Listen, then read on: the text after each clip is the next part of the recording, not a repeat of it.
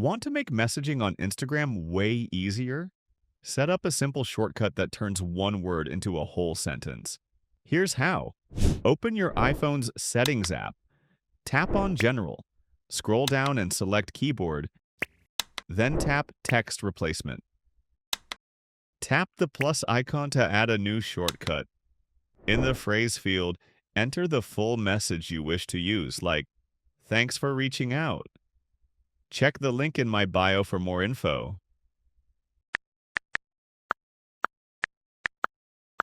Next, click on the shortcut field.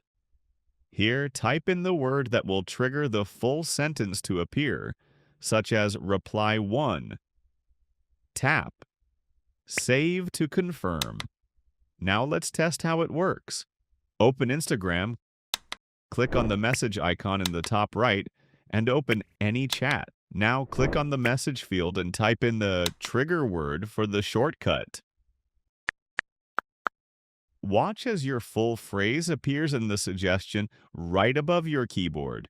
You can keep adding phrases under 300 characters for efficient use in DMs, captions, or comments. That's it! Save time and stay consistent using these shortcuts. Subscribe for more useful tips.